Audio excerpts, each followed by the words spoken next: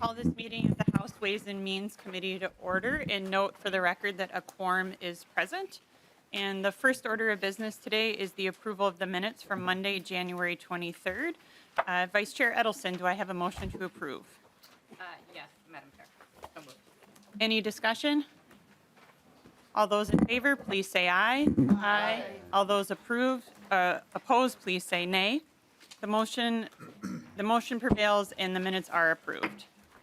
And with that, members, I'll just give you a little bit of a roadmap for today. We have a pretty full agenda and we hope to get through this in our normal committee time, but if we need to, we can go a little bit over before the room is reserved. What the hope is to process these bills prior to going to the floor so that we do not have to come back tonight. So, and with that, our first bill on the agenda is House File 28, the right to vote restored. So welcome to the committee, Representative Frazier.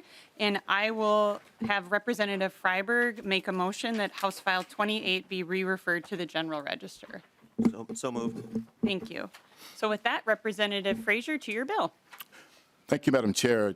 Committee members, leads, thank you for having me here this morning. House File 28 does essentially one thing. It restores the right to vote to those individuals that are no longer currently incarcerated, individuals that are back in their communities, individuals that are working jobs, that are paying taxes, helping take care of their families. But the one thing they're missing, as we've already deemed them safe to be back in the community, the one thing they're missing is their ability to fully participate in our electoral process. House File 28 does just that. This bill has been around for almost a decade, or a little bit longer than a decade. I think it's finally time that we get this done and give it's about over 50,000 individual Minnesotans that have this right that has been taken away from them and are not fully able to participate in our electoral process. And I think it's time that we give that right back to them. I'll stand for questions. Thank you, Representative Frazier. And I'll note that the fiscal note is in our packet, and that is why we're here today. Any discussion to House File 28? Representative Petersburg. Thank you, Madam Chair, and Representative Frazier. So it looks like this bill would restore the right to vote for those that haven't finished their sentence but are out on parole. Is that correct? Representative Frazier. Representative Petersburg, that is absolutely correct. Thank you for that. Representative Petersburg. Thank you, Madam Chair. And to just clarify, so basically what you're saying is that if they were to have been incarcerated for their full term, they wouldn't have had that right to vote. But because the system was lenient in giving them an opportunity to get out of jail, the right to vote should be given to them. Is that not really unfair to those that are still incarcerated but would have been eligible for vote to a parole? It just seems like it's inconsistent to the rationale and the reason for having sentencing and sentences for those that commit crimes. Representative Frazier. Thank you, Madam Chair. Representative Petersburg, what I am saying is that we have deemed these individuals to be safe enough to be returned to the community. What I'm saying is that when we do that, as part of the redemptive and restorative process, we're also saying that we've deemed you to be safe to be back in the community. We're also deeming you to be a full participant within the community, and that includes restoring your right to vote, to participate in the democratic process and decide who will represent you in our democracy.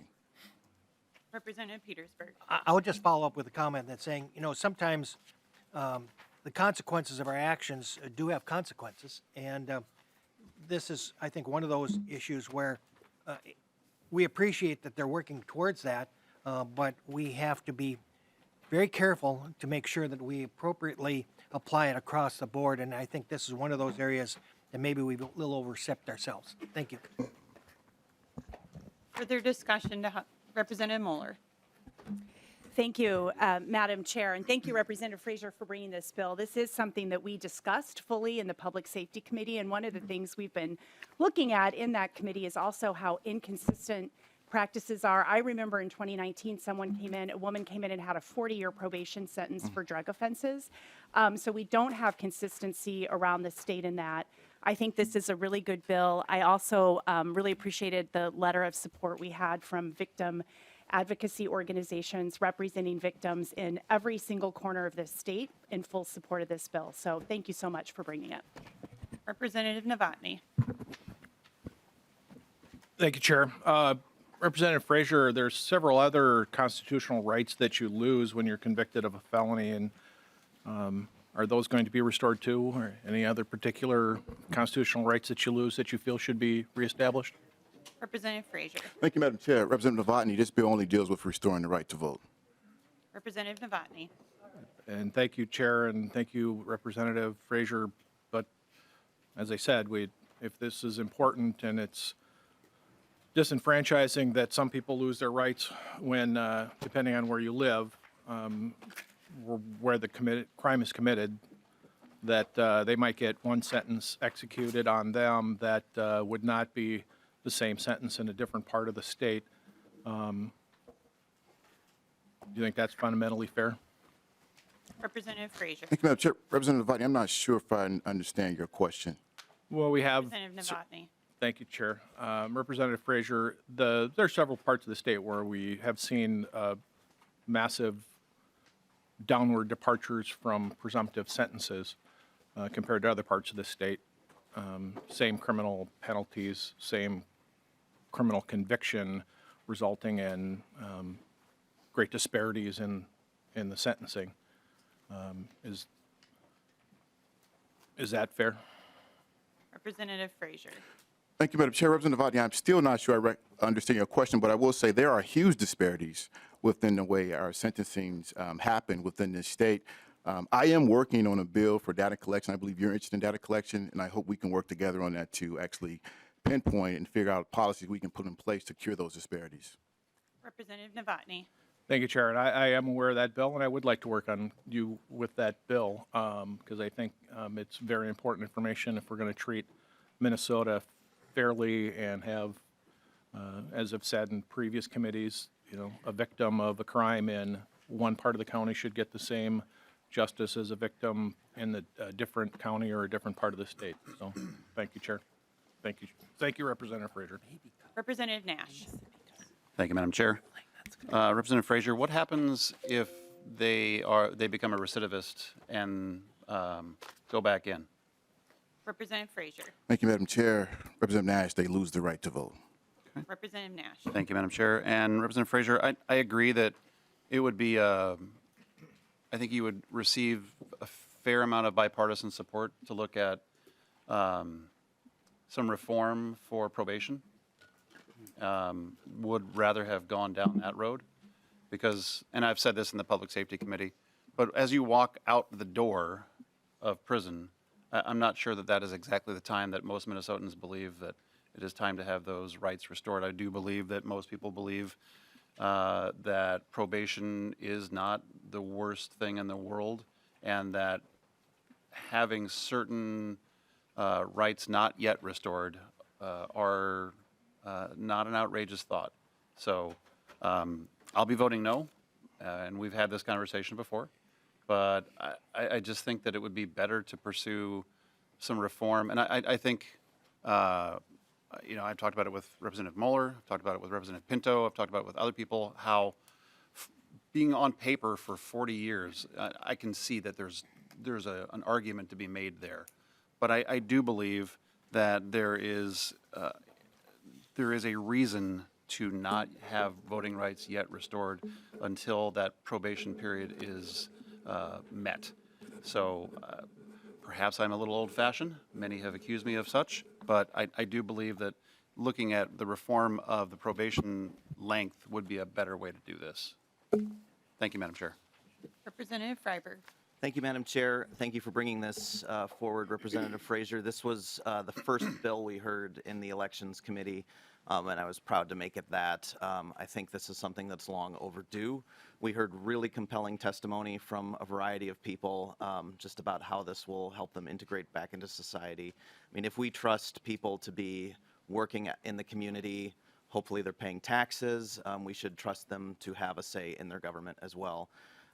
It's the clear trend nationally to allow people on probation to vote. In the last 3 years, Nevada, Colorado, New Jersey, Connecticut, New York, and Washington restored voting rights to citizens on parole. There was an executive order in Wyoming. It's passed by initiative in states that allow it, in states like California and Florida. So this is the trend states are moving. I think this is the direction Minnesota should move as well, and I'm happy to support this bill. Representative Scott. Thank you, Madam Chair. Were there any others on the list? 'Cause I'd be there are glad to go none. last. Do you want to, I can ask though, is there going to be any other discussion? Representative Hassan. Thank you, Madam Chair, and thank you, Rep. Frazier, for this bill. This is a long overdue bill. I'm a woman of faith, and I know many of you guys are, and I believe in redemption. I also believe in second chances, and this bill gives people second chances to be integrated into society, to have a right to have a say in government. Just because you made an error a lifetime ago, that does not mean that you lost the right to vote forever. So thank you for this bill, and I'll be voting yes. Representative Scott. Thank you, Chair Olson.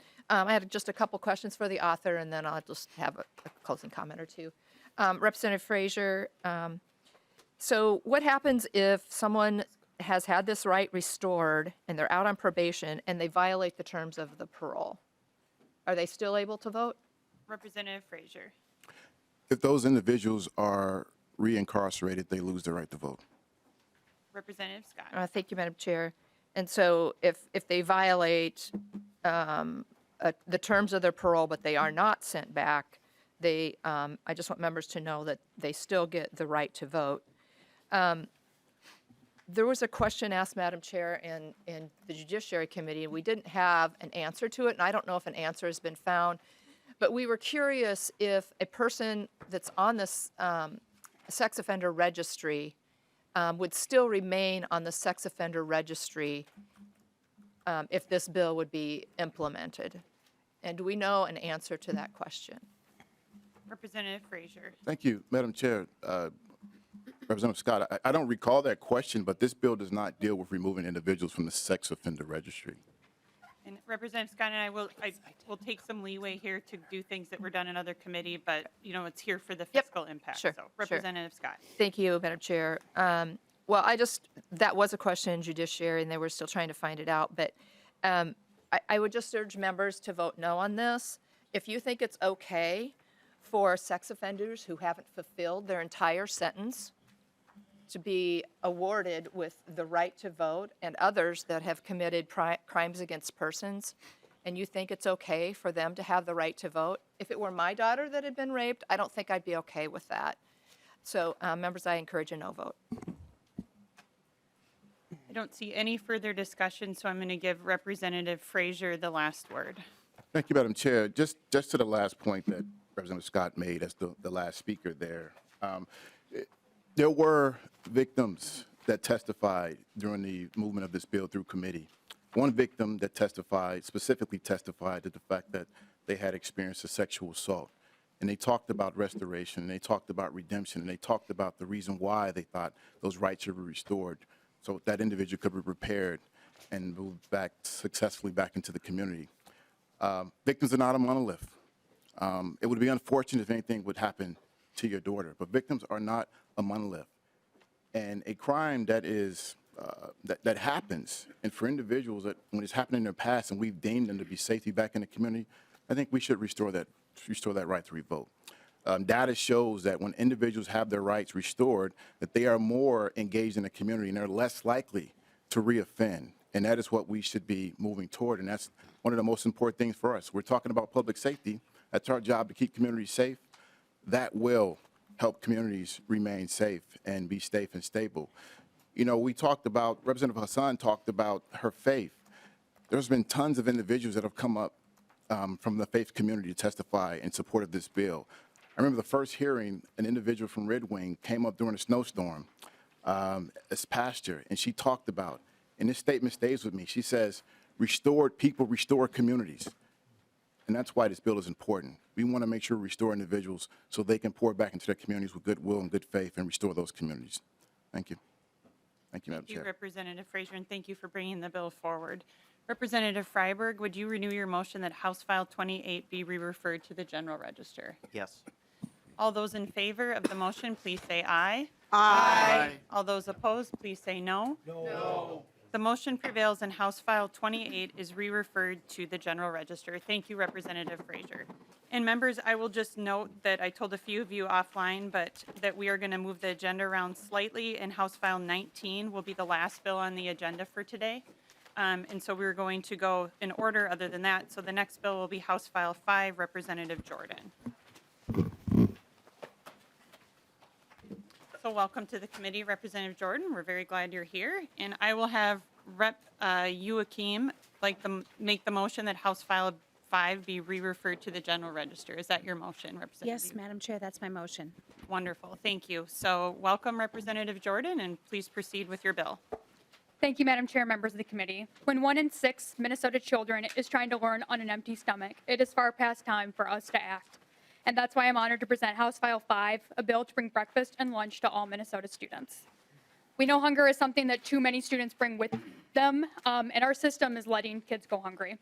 Not only do 1 in 6 Minnesota students experience hunger in schools, but 1 in 4 students experiencing food insecurity come from families who do not qualify for existing nutrition programs in our schools. So here's what House File 5 does. This bill establishes no-cost breakfast and lunch for all students attending schools participating in the National School Lunch Program. It also enrolls qualifying schools into the Federal Community Eligibility Program, or CEP. You might also hear some advocates refer to it as SEPs. CEP is a federal program that provides universal, no-cost meals at schools in high-poverty neighborhoods where many students come from families eligible for SNAP and other assistance programs. This bill also appropriates money to MDE to get going on the setup and administration for this year. The fiscal note for House File 5 is based on the average number of students served in 2018 and 2019. District data related to school meals has been more inconsistent due to the pandemic. And MDE projects that the total cost for providing school lunch and breakfast in 2024 will be $189.7 million.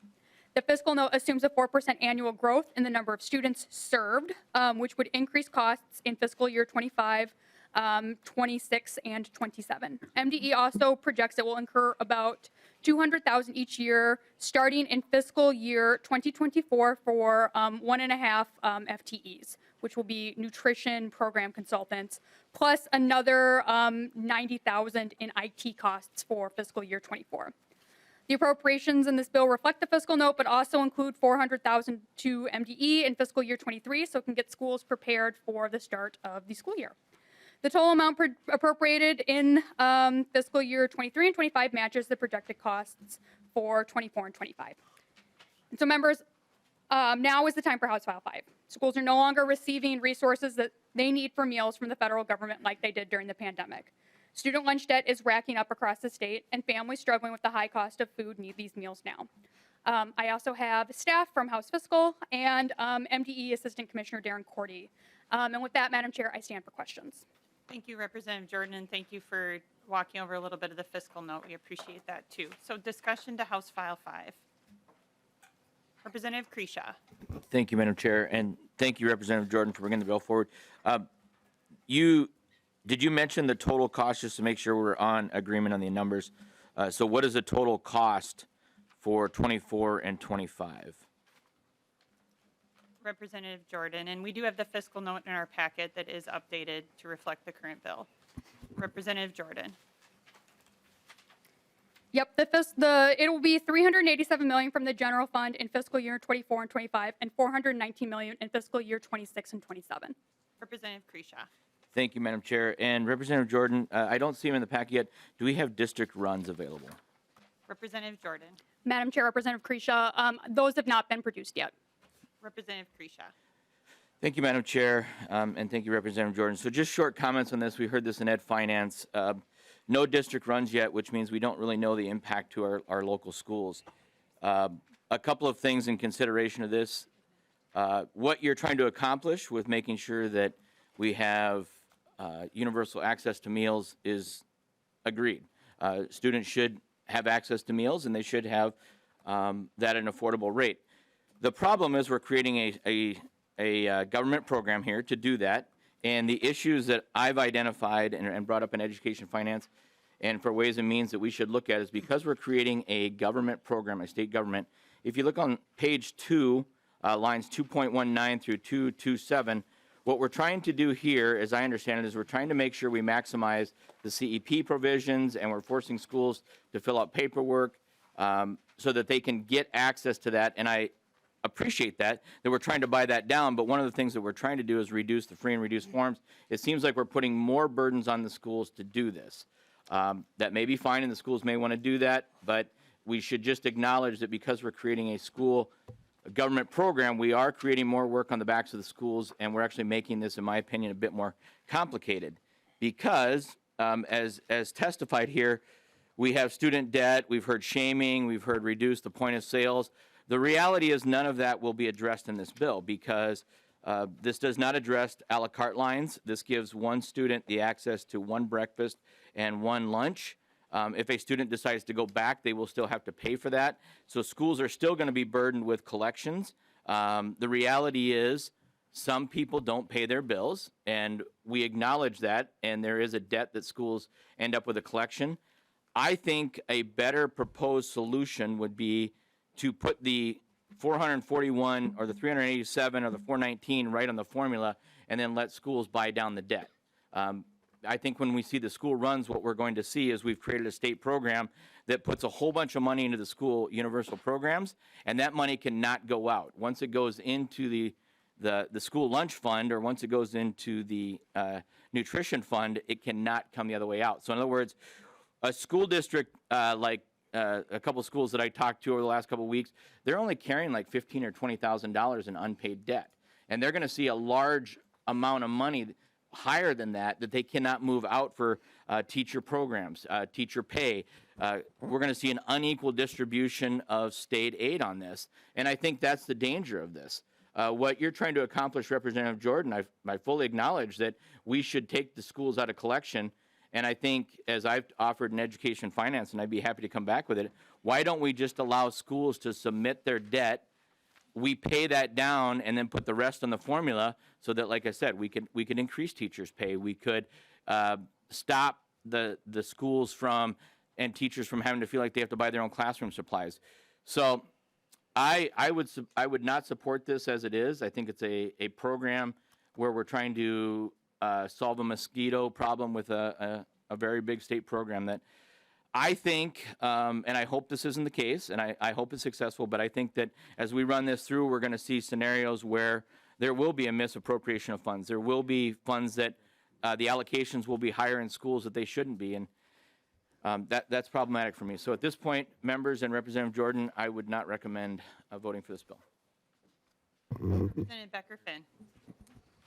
Thank you, Chair Olson. And I also want to acknowledge how long Representative Jordan's been working on this issue since she first came to the legislature. It really was brought to our attention during the pandemic for a lot of folks who maybe weren't paying attention, but Representative Jordan's really been our champion on this even before that time. And just wanted to respond to a couple things. As far as creating a government program, kids already eat at school. If you have school-age kids, they eat at school right now. And the other thing we know is that during the pandemic, when it was paid for across the board, the sky didn't fall. Kids got food, and actually the kids who, when my kids were learning from home, our school used those funds to put together, you could go get a box of food, and those lines were always, people needed the food. And it was put to good use. And I think as far as concerns about forcing schools to do paperwork, what do you think the forms are that everyone's supposed to fill out every single year? It's paperwork, and I know it's especially burdensome for folks who don't speak English as a first language, for folks who are really struggling, working multiple jobs, like asking them to fill out an extra government federal form is a lot of work. And ultimately, I just don't understand why this there's any disagreement about this issue. When folks in other countries need our help, when there are disasters like hurricanes, what's the first thing we do? We give people shelter and we feed them. And at a base level, if our government can't make sure that our children are fed, I mean, this should absolutely be a priority, and I'm just really happy that we're bringing it forward. We're making a priority for, early on in session, because ultimately we should be able to agree on making sure our kids have food. And then the other thing I just wanted to touch on too, I know there's been some discussion in the other committees about like, oh, but what if like a wealthy person, their kid gets like $1.75 breakfast? Well, in other areas, we're fine with giving breaks to wealthy families. I don't know why when it comes to like a $3 lunch, we would be concerned about that. So I just think this is a really good bill, and happy to be a co-author, and really glad that we're moving forward. So thank you, Representative Jordan. And we have quite a few members on the list, which is great, but we have Nash, Joachim, Petersburg, and Scott, and hopefully after that, we'll be able to move on with the bill too. So Representative Nash. Thank you, Madam Chair. And I would make the comment to my colleague on the other side of the aisle. No one's saying that this is a bad idea, and when we ask questions, it doesn't mean that we think it's a bad idea. We're asking questions about the mechanics of some of this stuff. And I remember when I was a freshman, my friend and our former colleague, Representative Sarah Anderson, was leading the charge on some of these very same things. So please don't misconstrue questions about the mechanics of this bill with us opposing it necessarily. So my question to the author, Madam Chair, is Representative Jordan, you articulated some IT costs, and yet I don't see them spelled out in the bill. Can you help me understand what those are and how that is to be paid for either from the state or by the independent school districts? Representative Jordan. Thank you, Madam Chair. Thank you, Representative Nash. I am looking for the page on the fiscal note, but I do know that MDE is requesting $90,000 for IT costs, and is also requesting an additional $400,000 for administrative costs to really kick the tires on some of those IT concerns and get the program set up with schools to get going. And that money can be used for this year for the setup, but also transfer into 2024 for that. And if you give me a second, I will find the. Yep, it is on page 3, and the second paragraph indicates some of the tech costs and data collection that would go into that. So that would be the paragraph that explains the IT costs. Representative Jordan, and I will note there are appropriations in the bill that match the fiscal note as well. So Representative Nash. Yeah, thank you, Madam Chair. And to the author, are those costs all state? Is some of that going to be pushed down to independent school districts that they'll have to levy for, or is that taken care of? Representative Jordan. Madam Chair, Representative Nash, there are some of the local fiscal impacts that are considered within the fiscal note are costs that schools would have to incur to modify their point of service tracking systems. So that is money that would go in, and if Assistant Commissioner Cordy would like to correct me, that money is appropriated directly for MDE and Minute to do their end of the IT work. Looks like we have someone from the Department of Education coming up to answer the question. So welcome to the committee. Please identify yourself for the record and proceed with your answer to the question. Thank you, Madam Chair. My name is Darren Cordy. I'm an Assistant Commissioner at the Minnesota Department of Education. Representative Nash, the funding that's appropriated for IT costs in this bill does go to MDE. It would not go to districts, but the per meal funding reimbursement structure is intended to fund the total cost of the program, not just the cost of the actual food being served. So schools could certainly use some of the extra reimbursement that is generated through state funds here to cover the costs of those IT or point of service upgrades that they may need to do as a result of this bill. Representative Nash. Last question, Madam Chair. And that all sounds interesting, but I also know that with the cost of inflation, food is going to be going up, and that there may not be any money left over for them to handle this back office IT work. IT costs money. And pushing it down to the district level is going to be a little clunky, I think. And I will just say this before I finish. During the pandemic, I watched the school districts that are in my district. They stepped up. It was great. They fed anybody who showed up, and I was proud to watch it happen. So once again, please don't construe how we vote with anything other than that we have questions and are not exactly convinced on how this bill rolls out.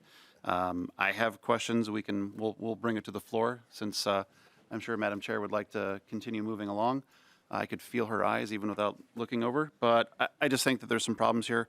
I am concerned that we're pushing some of these costs down to the district level without any way to pay for them. As we all know, those are called unfunded mandates. Thank you. Representative Joachim. Thank you, Madam Chair. And once again, I want to just thank Representative Jordan for all the work she's done on this. I rarely see a legislator that knows her bill backwards and forwards like you do, and I really appreciate it, especially the fiscal note. There's a lot of good details on fiscal notes if folks read them, and I wanted to just maybe clarify too, one of the reasons why we're doing this is we've done it before. We did this during COVID. Districts have the capability of doing this. Districts have asked for it to be simpler, getting rid of the forms and streamlining. And I think the administrative costs that they've been going through, collecting all these forms and doing this detailed work will more than be made up for with the money we're putting into feeding all kids. One of the reasons why it's harder to detangle, maybe detangle how some folks have suggested that we should just increase the income level or do this or do that. It's not just the CEP program that districts that have 62.5% of kiddos that qualify for free and reduced lunch receive. Our federal school lunch program is also subsidized for portions of meals for all children. So you can't really kind of pick and choose that way and have districts be able to actually implement it. It's just much easier and cleaner to do it this way. And I am glad we're asking detailed questions, and a lot of those detailed questions were discussed in the committees as it moved along where it should be. And I understand folks have been talking to their school districts who have come out and said this is the way they like to do it as well. And just remember, your vote is your voice. Thank you. Representative Petersburg. Excuse me. Thank you, Madam Chair. And I think we need to remember that a bill that we think is good, if it's based upon incorrect assumptions, probably isn't the best bill that we could do. And I think there are some misconceptions and certainly misperceptions out there. For example, we just heard the assumption that all children eat school meals at school. Well, that's just not true. I know that I have kids that do not particularly like meals sometimes, and so they will pack their own lunch or they will do something different. And I think that's an issue for us to remember, that this isn't a universal across the board. But if I could ask the author just one quick question, Madam Chair. The question is it a fair statement to say that if a school district is expected to pay to create food and lunches and breakfasts for the entire student body, that they will provide the proper amount of food that would feed all of them? Is that a fair statement? Representative Jordan. Thank you, Madam Chair. And that's not just to be clear, that's not an assumption that this bill is based off of. This bill does not assume that every student will consume one breakfast and one lunch from their school district. In fact, the reimbursement, it's a reimbursement. So schools will only be reimbursed for the meals that are actually served. And so this bill would provide one breakfast and one lunch that meet the federal and state nutrition guidelines to each student that requests one. If a student comes in with their own lunch and they're not served a lunch, they would not be, this district would not be charged for that lunch. And there would not be a reimbursement for meals that were not served, if that makes sense.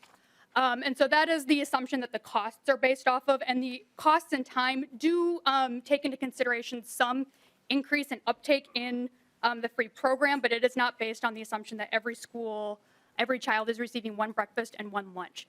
And to the question about what would the meals be and how much would they be would be meals that would fit the federal and state guidelines for school meals. I don't have it in front of me, but there's a long list of regulations that schools must adhere to if they participate in the federal school meals program.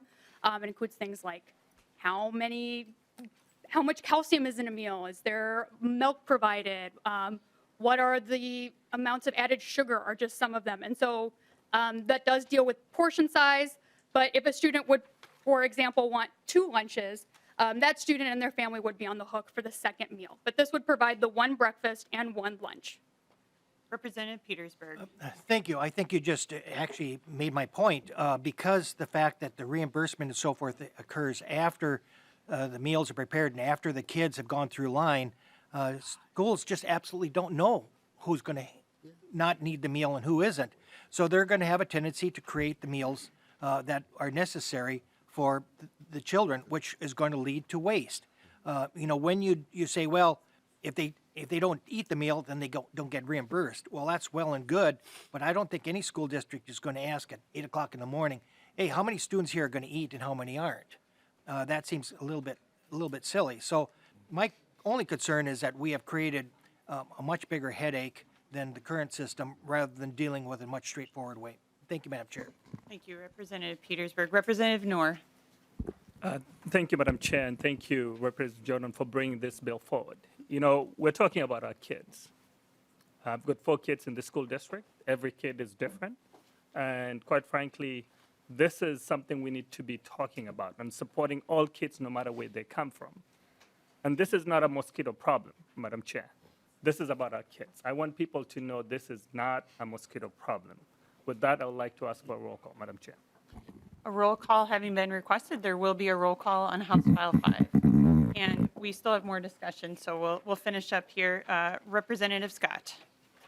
Madam Chair, I think Representative Carisha said it for our team as our lead on education. Thank you. Okay, and we will give Representative Jordan the last word. And I will say, just as someone who's chaired Ways and Means, I don't think there has been a member who has been in my office more than Representative Jordan, who knows her bill and has a really solid fiscal note and has been working very hard on making this right. And it's based in, you have a great fiscal note, and I hope all members read it and honor the work that you have done for the last many, many years to get this bill here. And so it is based in good information and good data and working with the department.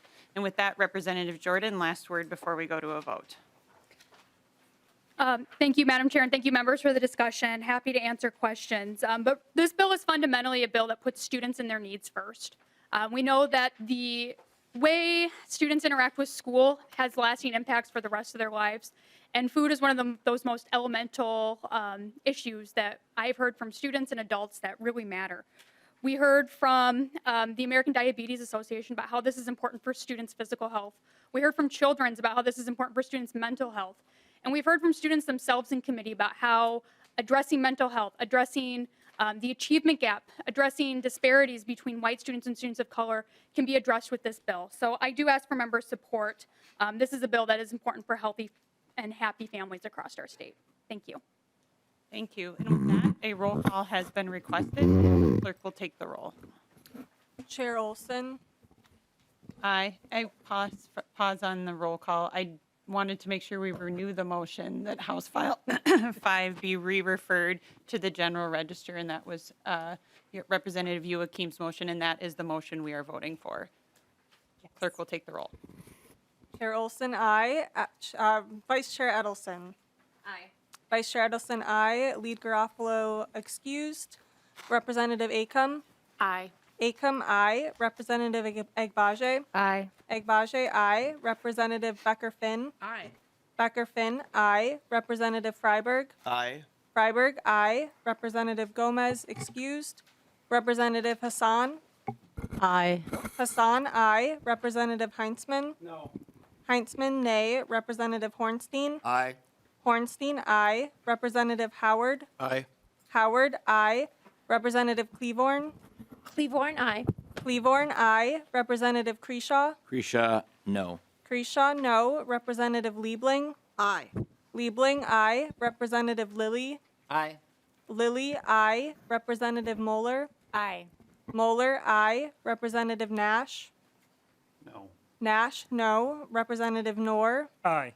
Noor, aye. Representative Novotny. Money, no. Novotny, no. Representative O'Neill, excused. Representative Pulowski.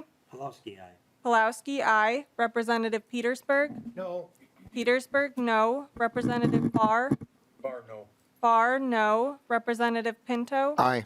Pinto, aye. Representative Schumacher. No.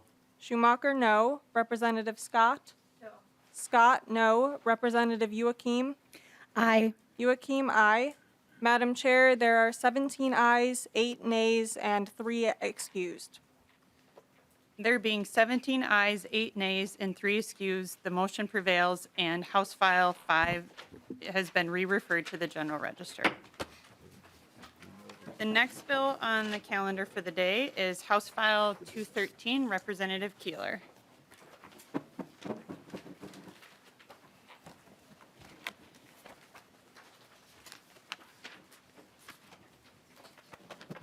Welcome to the committee, Representative Keeler. Representative Pinto, would you like to motion that House File 213 be re-referred to the General Register? So moved, Madam Chair.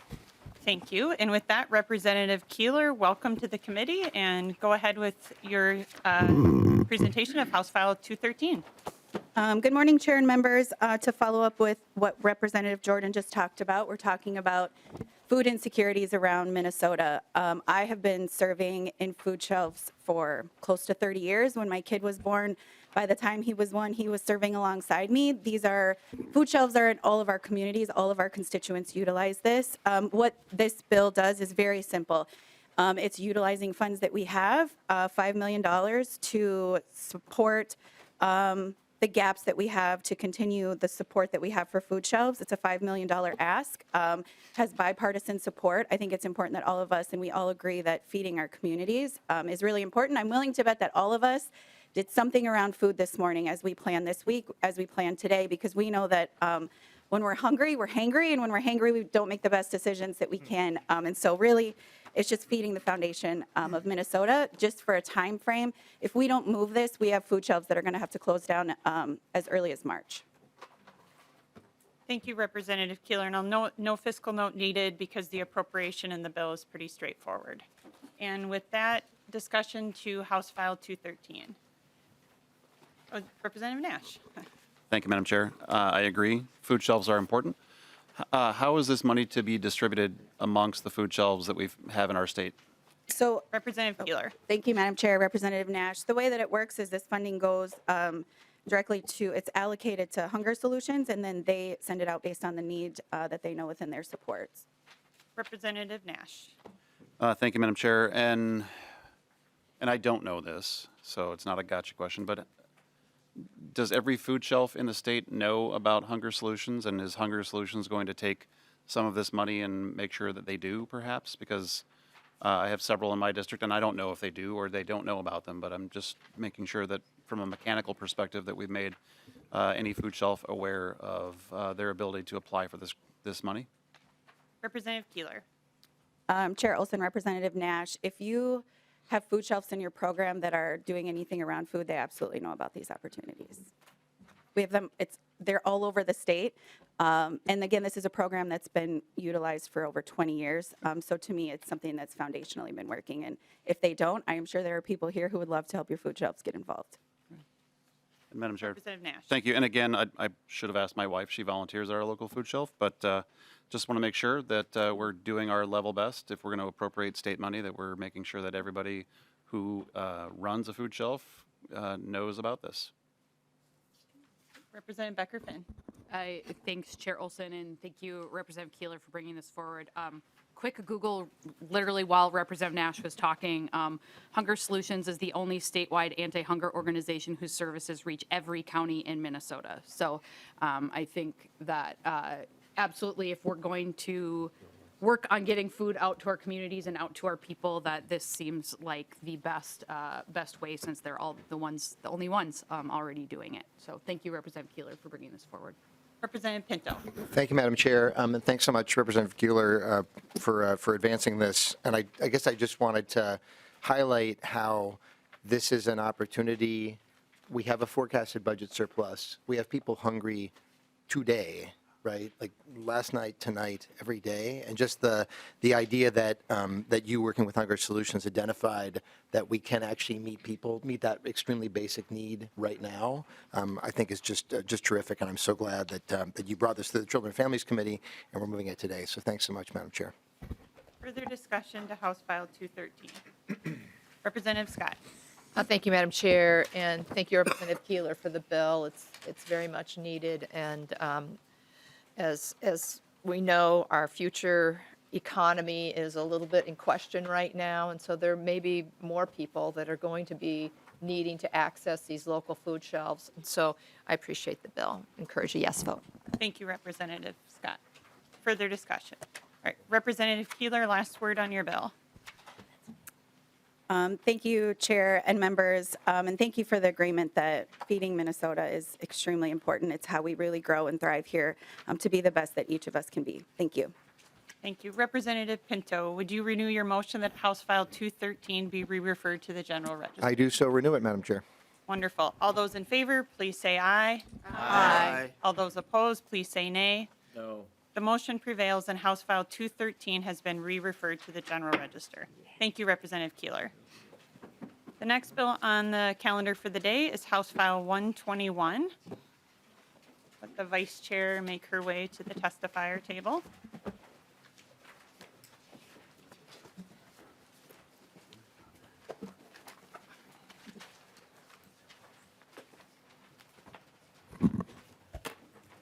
Good to see you from that perspective, Representative Edelson. Being you're on the committee, would you like to motion that House File 121 be re-referred to the General Register? Yes, Madam Chair, I would like to move that. Great. So your bill is before us. Proceed to presenting House File 121. All right. Well, Madam Chair and members, House File 121 is that infamous bill that we passed in the last 3 to 5 minutes of session that I worked on, I would say, for a very long time with Representative Albright. And of course, with all of those big sort of bills, we have a few technical changes, but we forgot one really important thing, which the bill mostly does, and I would like to draw your attention to that, is it appropriates in 2023 $250,000. We need to have those funds in order to appoint the board, for the governor to appoint the board, in order to hire the executive director, and in order to hire the navigators that our state so critically needs. The other really important thing that I just want to be able to discuss really quickly is that we change restoration to attainment in many of the places, because restoration assumes that you've already attained competency at some point. We have many of our community members in the state of Minnesota that have not had that, so there's clarification on that. But I will tell you, I have county attorneys, I have NAMI in the audience here if members have questions, and judges are really looking. This law takes place in July of this year. So our counties in our state, in our courts, they are ready to start using these navigators, so we need to get to work on this. Happy to take members' questions, Madam Chair. Thank you. Discussion to House File 213. 121. Discussion to 121. Representative Scott. Thank you, Madam Chair, and thank you, Representative Edelson, for working on this legislation. And I worked on this a little bit around the fringes, following the news stories that I think it was Care 11 that did a series on these folks that are kind of falling through the cracks. And I'm not sure what we did last year and with this bill that it really addresses some of those people. This is a really broad and deep problem that needs to be addressed to make sure that our streets are safer. And so this, members, this is pretty much a technical fix bill, and I would encourage a yes vote. Thank you. Representative Edelson, last word. I would just ask for your support, and this is a nice-looking committee from my view and over here. That's all I have. All right, great. Vice Chair Edelson, would you renew your motion that House File 121 be re-referred to the General Register? Yes, Madam Chair, that's my motion. All those in favor, please say aye. Aye. All those opposed, please say nay. The motion prevails, and House File 121 has been re-referred to the General Register. And with that, I am going to pass the gavel off to Vice Chair Edelson as I move to House File 19.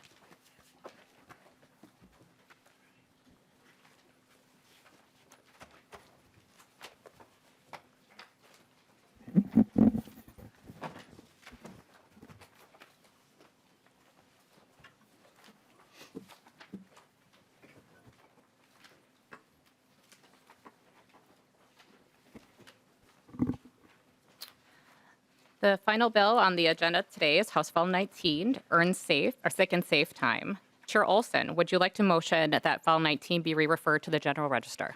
Yes, Madam Chair.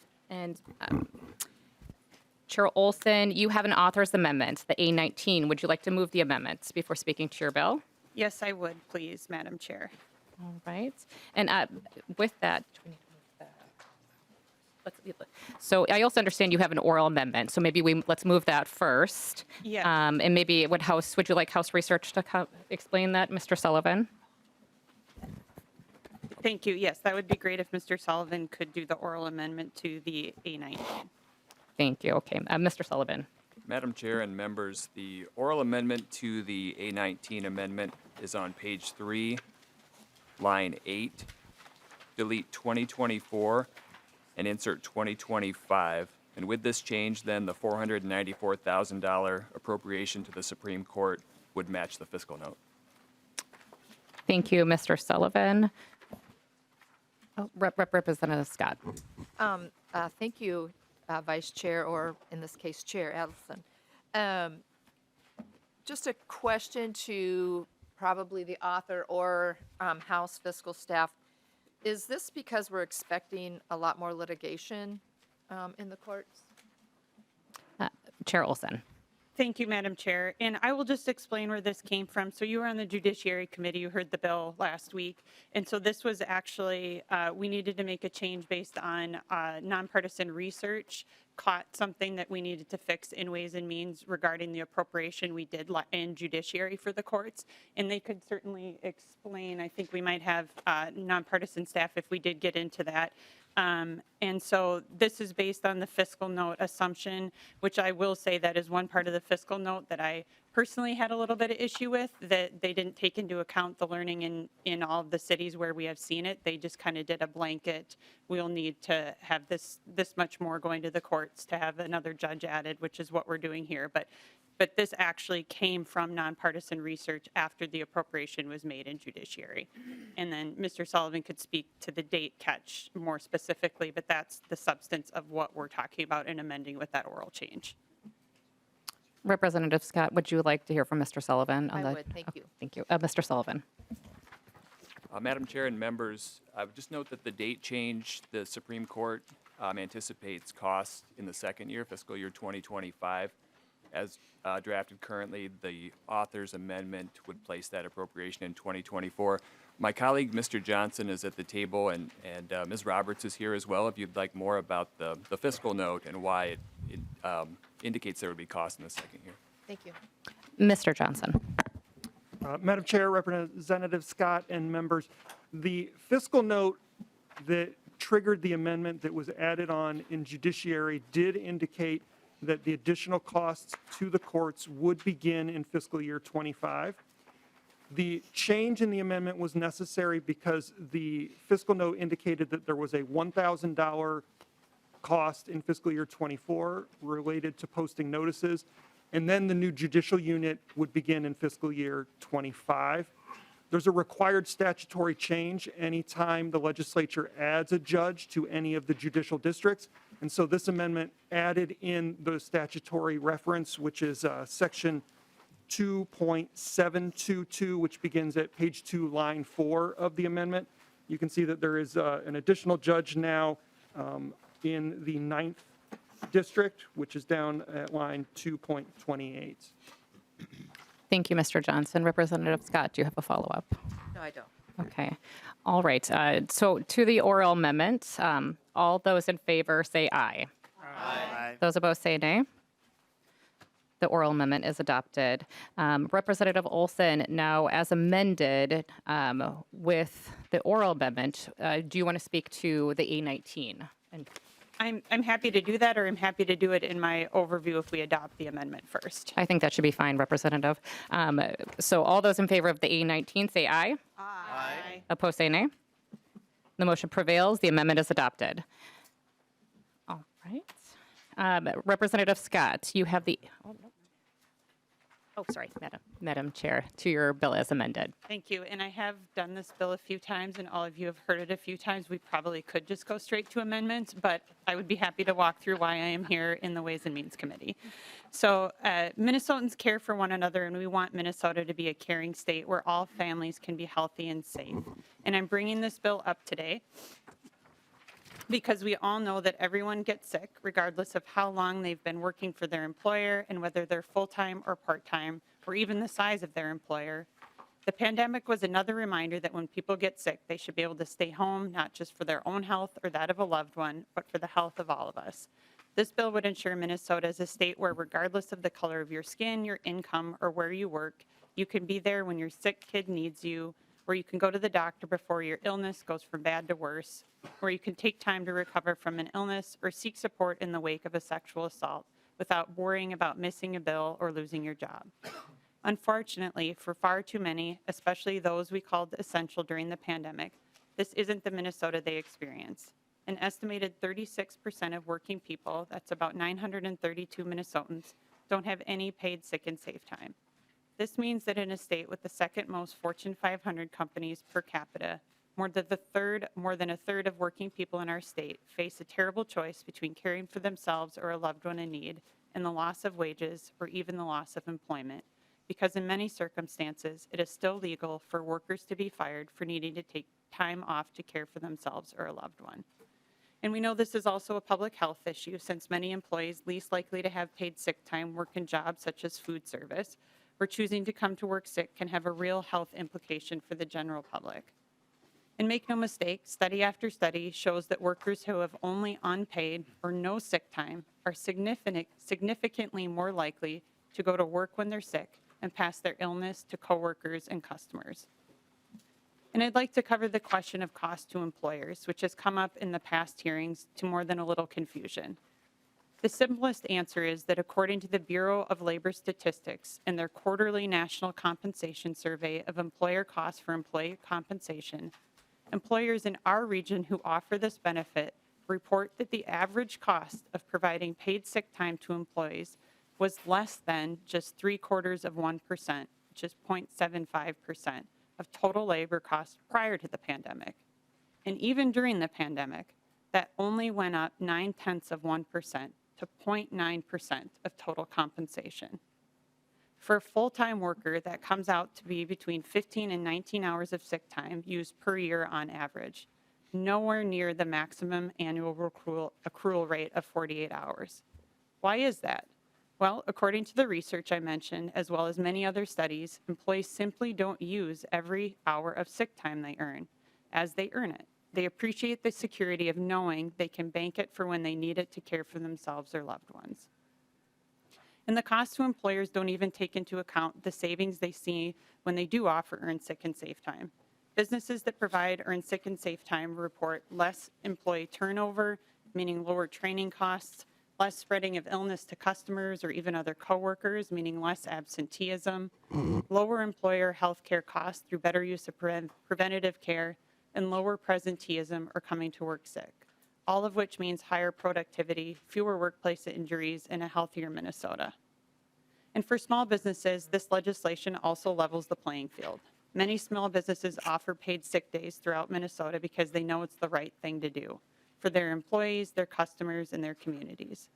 But those small businesses are often competing with big box stores and large out-of-state employers that haven't offered the same benefit, all while reaping record profits during the pandemic. This bill levels the playing field by ensuring that all employers provide this basic standard to Minnesota workers. And ultimately, this bill is about becoming the kind of caring state that I think we all want Minnesota to be. As for the appropriations in Article 3 of the bill, the total is $5.178 million in gross million. Sorry. Oh yeah, $5,178,000. I have it written out, which is never. Don't do that. Just to actually have the number. $5,178,000 in the coming biennium, which includes $1,445,000 in fiscal year 24.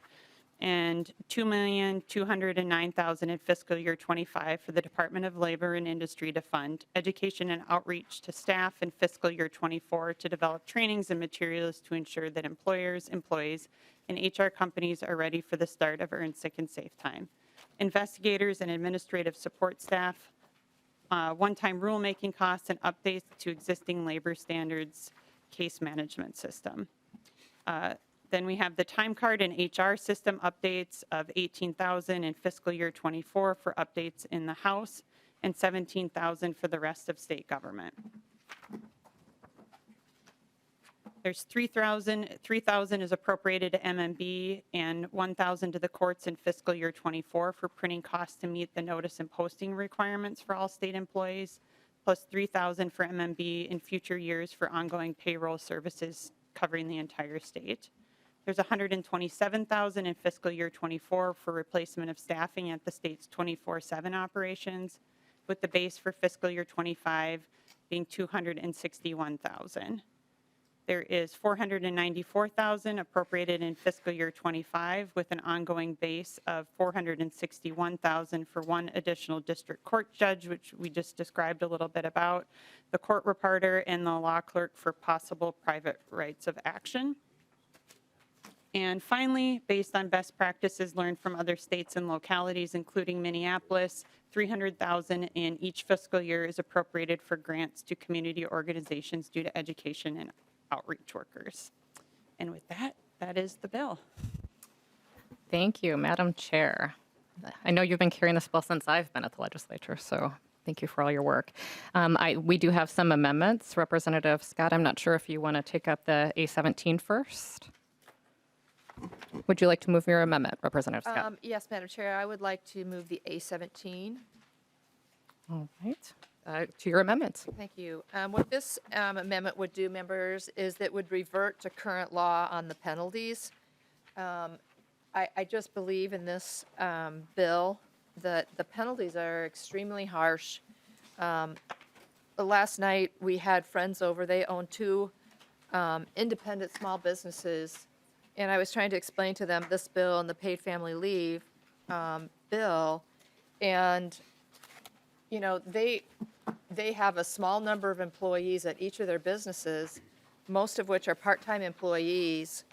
And the penalties, I feel, for trying to implement a brand-new program like this and trying to keep all of that straight, I just feel like it's not giving any grace to employers to try to get up to speed, especially a small independent business with a handful of employees.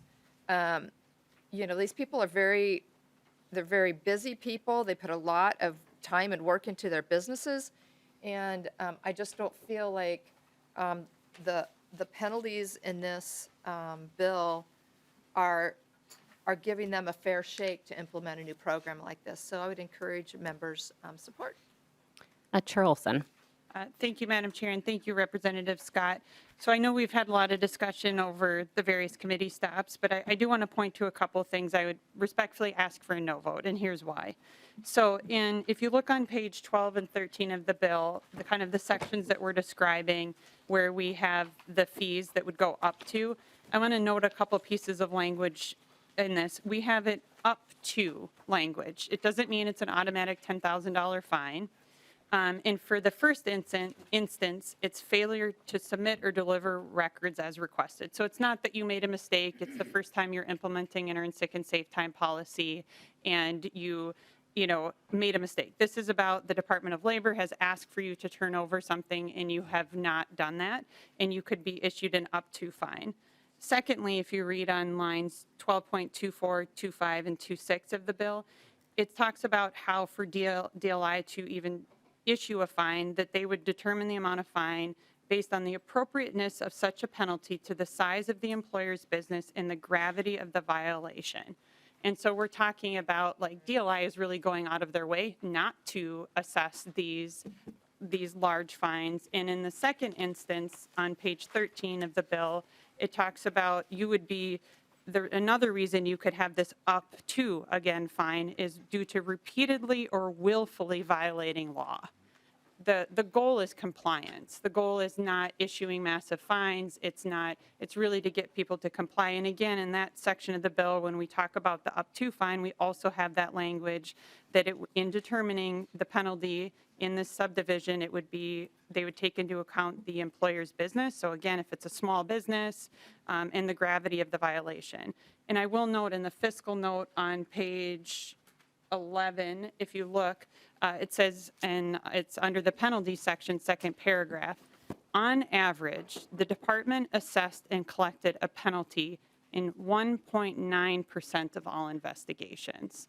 So DLI is not, the goal is compliance, and as you've seen in all of their past investigations, only 1.9 have they even issued a penalty fee, let alone the maximum amount. So for those reasons, I would respectfully ask to vote down the A17 amendment. Representative Scott. Thank you, Madam Chair. And Representative Olson, I understand all of that.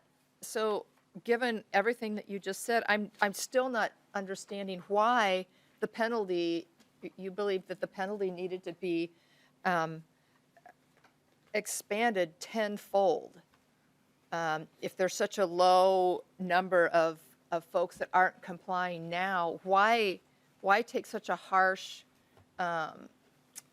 step to penalize employers? Chair Olson. Thank you, Madam Chair. And DLI has testified in other committees that this is a way to make sure the penalty is, as we've all noted, we're noting this $10,000 penalty, right? So it's a way to have compliance, to see the penalty as enough that someone would want to avoid it. Representative Scott, and then I have another representative Sure. on the list. Thank you for that, Madam Chair, and thank you for Representative Olson. Well, why not just expand it 2 or 3-fold? Why tenfold? Do they do this in other areas, Dolly, for compliance? Chair Olson. Thank you, Madam Chair. I do believe so, yes.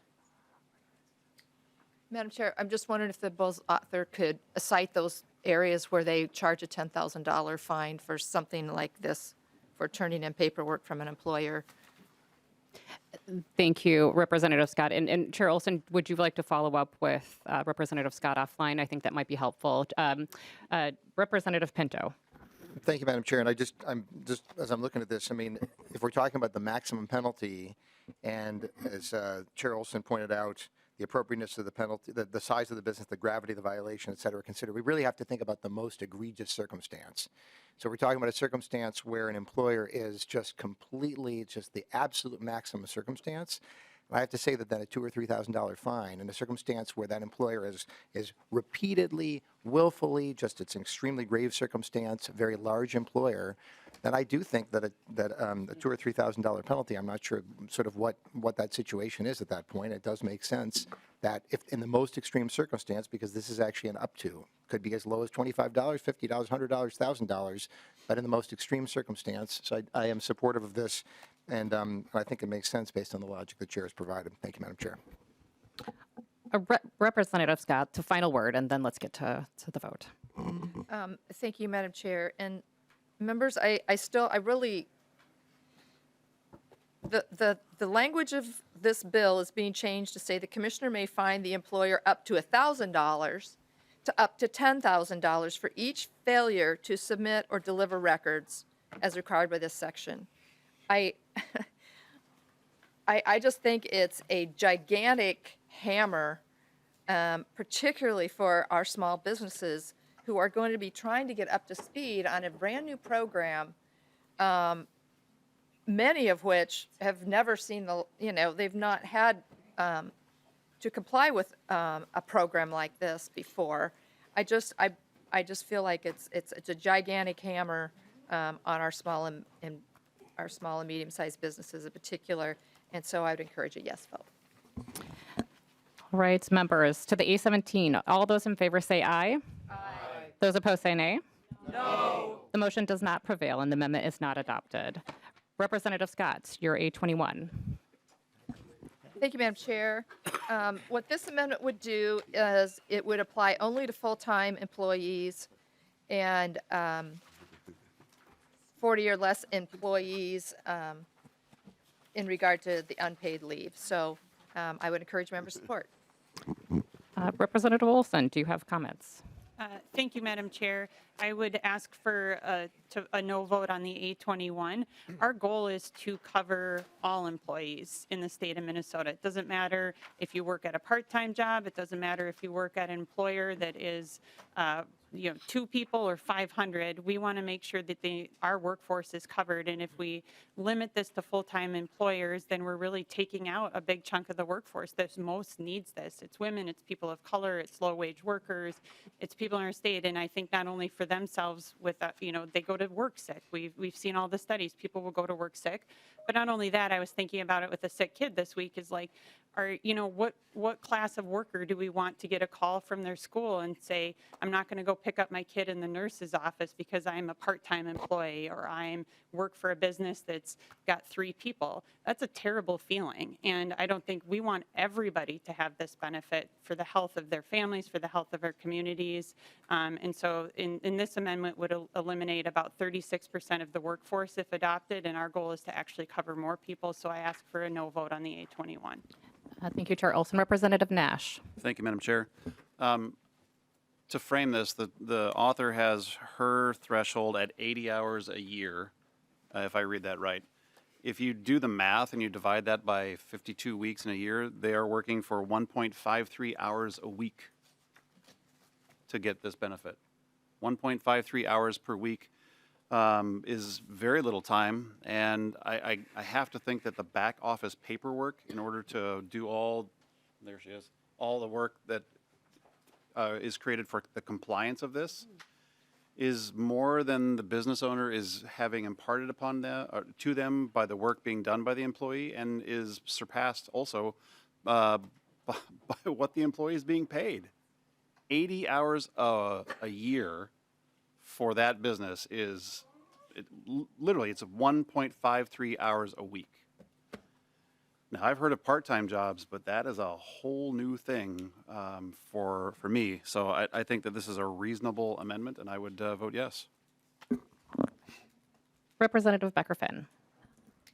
Thank you, Chair. And I was going to save some of this till the end, but I think it's applicable to this amendment. So I am the small business owner that we're talking about, and none of my employees are full-time. They're all part-time. It's a coffee shop. It's a service industry job. I absolutely need 2 of them to be there at all times. I have people who are on call, folks who don't work a regular schedule. Maybe one week they end up doing 10 hours and then they don't help out until someone gets sick and we need the coverage, and they step up and help. And that's actually what we want. And I think the other thing I wanted to point out was the accrual of the sick and safe time is commensurate to the hours worked. So if you're that person who only works that amount of time per week where it's not regular, the amount of time you're going to have accrued is not going to be at a full, it's not like you're getting 3 weeks of pay. It's commensurate to the hours worked. So if you're the person who's working 30 hours a week, then you're going to accrue it faster than someone who maybe picks up a shift here and there.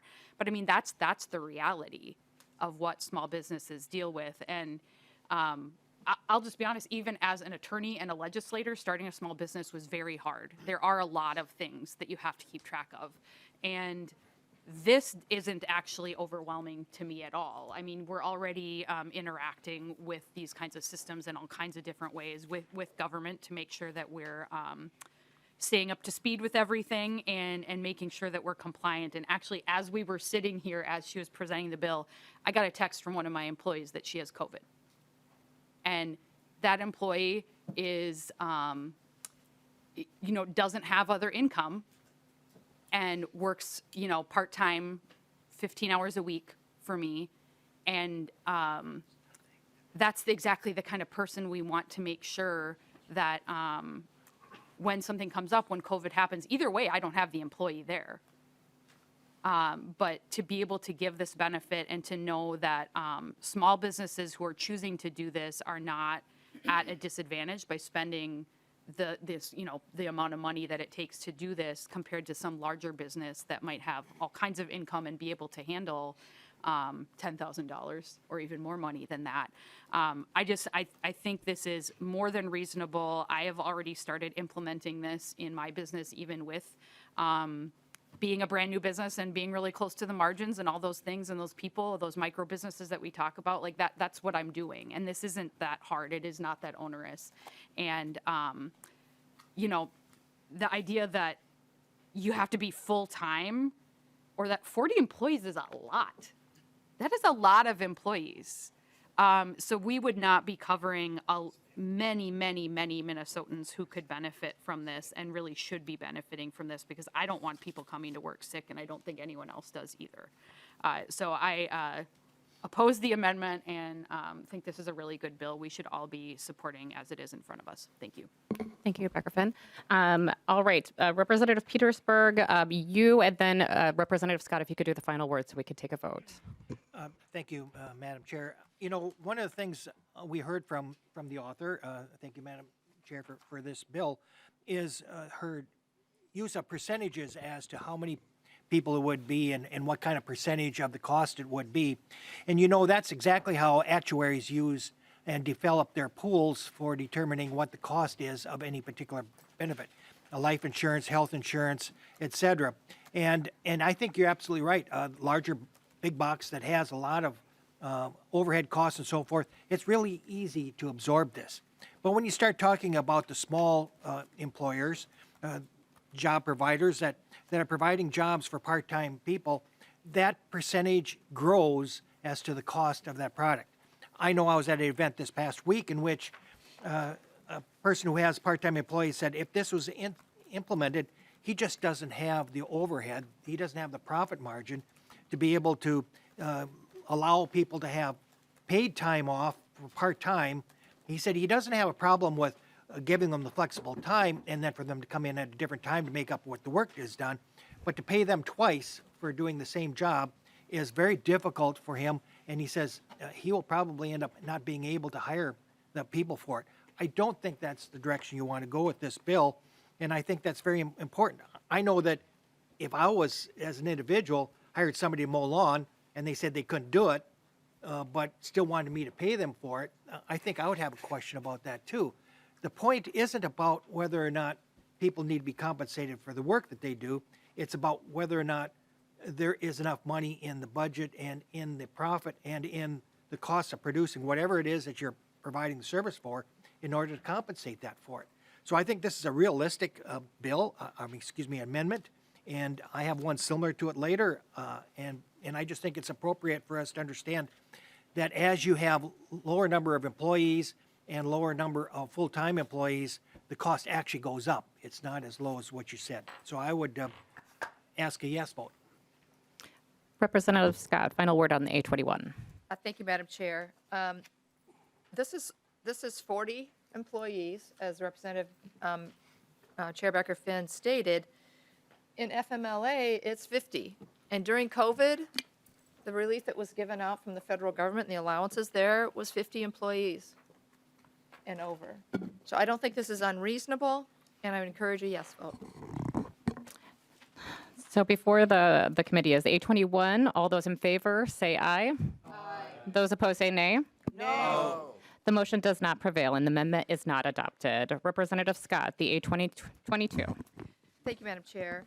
And this amendment is very reasonable. It just states that 90 days, it will be 90 days before an employee could tap into those benefits. They would have to be an employee 3 months, basically, before these benefits would be available to them. And I would encourage a yes vote. Chair Olson. Thank you, Madam Chair, and I would ask for a no vote on the A22. Since this bill passed off the House floor last year, several other states have actually passed this, have passed earned sick and safe time legislation.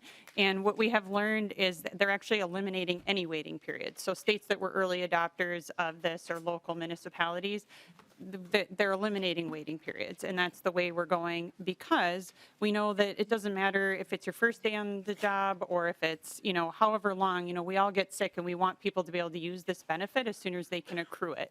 But I will say, kind of going back to Representative Nash, is this is an accrued benefit. and you would have to, you're working so you would have to work, a full-time worker would take 6 weeks to accrue a single day of sick time. So you'd be working 6 weeks full-time before you could even take 1 day off. So we want people to start being able to accrue it right away. We want them to be able to use that benefit because people get sick. You don't know on a calendar when you're going to get sick, and this is falling in line with what we're learning nationally, and the sky is not falling in the places where this has been implemented. And sorry, one more thing. I will say back to the small business part too that I did want to say is that I'm from Duluth. Obviously, most everybody knows that. We have earned sick and safe time. We're a border city. We have lots of small businesses, and they're doing really well, and in previous committees have testified in support and have had multiple letters of support for the bill as written, and so therefore I ask for a no vote on the A22. Any further discussion on the A22? All right, seeing none, all those in favor say aye. Aye. Opposed, say nay. No. All right, the motion does not prevail and the amendment is not adopted. Representative Petersburg, you have the A12.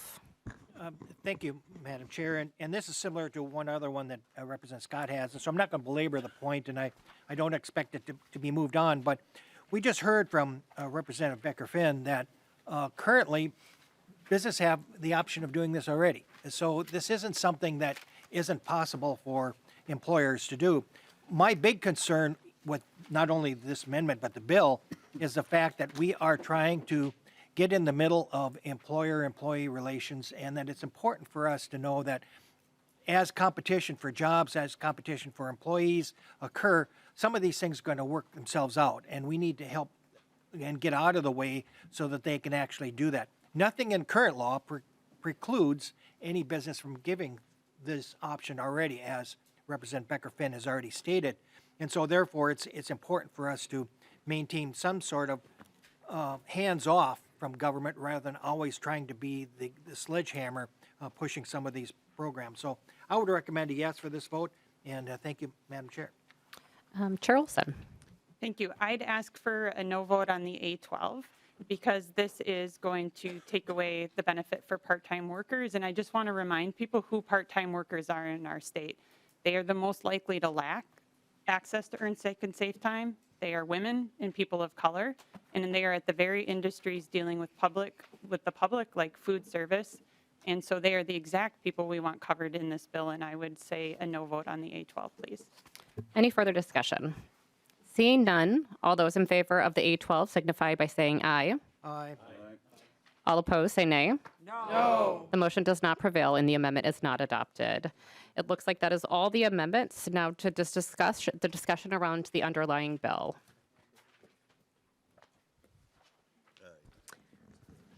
Representative Creedbaugh. Just a quick one, and this is actually a side note to you. Representative Becker-Finn, you mentioned you have a coffee shop. I come in on Mondays. I always like good coffee. Where is the coffee shop? I'd love to stop by. Madam Chair. Representative Becker-Finn. We're actually trying to go mobile in the future so that we may be able to be better caffeinated over here. It's in Roseville, but thank you for asking. So no Monday Representative Creedbaugh. coffee, or I can't get Monday coffee on my way in. We'll work on it. Very good. I sense some cold brew coming soon. Any further discussion on the bill? All right. Who? Representative Heitzman. Thank you, Madam Chair. And Representative Olson, you know, this has been quite a discussion. And quite honestly, I wish I could be more excited. Another member was texting me a minute ago and said, can't you look happy even once today in committee? And quite honestly, this is the kind of legislation that puts me in a really sour mood. Yeah, I know I saw a lot of snickers over the course of the discussion and throughout the process today, but this is something that will really have a negative impact on small business. And I'll just give a few examples in my community, you know, some statistics. I represent the Brainerd Lakes area. I have one of the very largest chambers of commerce in the entire state, 1,000 members in the Brainerd Chamber of Commerce. This is a world that I live on a personal level. And we offered a number of very reasonable amendments today. Amendments that would have given them, like for example, the less than 50 employees, the federal exemption found in the Federal Family and Market Leave Act and in the Federal Families First Response Act for coronavirus, we suggested 40 maybe be a threshold, not quite to the federal level, but that was rejected today. And looking across the table, seeing the smiles as that was rejected, that's really hard. That's really hard, folks, because as Representative Becker-Finn suggested, starting a business is hard. Keeping a business going is really hard. And this is going to hurt my businesses. It's not funny. It's not a laughing matter for them. And I hope that this legislation would maybe potentially move through the process and adjustments would be made to help those people. Right now, we have a job market that gives employees a lot of opportunity, and they can, basically have their pick. It's not always that way. And when jobs go away, and it's tough to find a job, these are the kinds of things that state government is proposing this legislative session, that Democrats are proposing this legislative cycle, that is going to hurt those small businesses, and those jobs could potentially be going away. And so I hope that my friends on the other side of the aisle would take this more seriously. That's my comment. Any further discussion? Chair Olson, final comments. Thank you, Madam Chair, and thank you, members, for the discussion. And Representative Heinzman, your passion for the businesses, and I would say that's the passion I'm bringing for workers, and we're bringing for workers in this bill. I know too many stories of people who, having carried this bill for a number of years, who didn't have this benefit to great consequence. And on the flip side, I represent a district, for any of you who have come to and gone to Canal Park, have gone to Lincoln Park, have come to West Duluth, you are seeing a booming, thriving economy in West Duluth because of our small businesses who have this benefit. And a number of them attributed to being able to weather the pandemic because of having earned sick and safe time in our community. So the good news is we can do both. We can take care of our workers, we can take care of our small businesses, and we can do this through this legislation and create a Minnesota to be a caring, wonderful state that we all know it can and should be. And so with that, members, I ask for your support. So Chair Olson, would you like to renew your motion that House File 19 as amended be re-referred to the General Register? Yes, Madam Chair. All those in favor say aye. Aye. Opposed say nay. No. The motion prevails. Members, there being no further business in front of the committee, we are adjourned.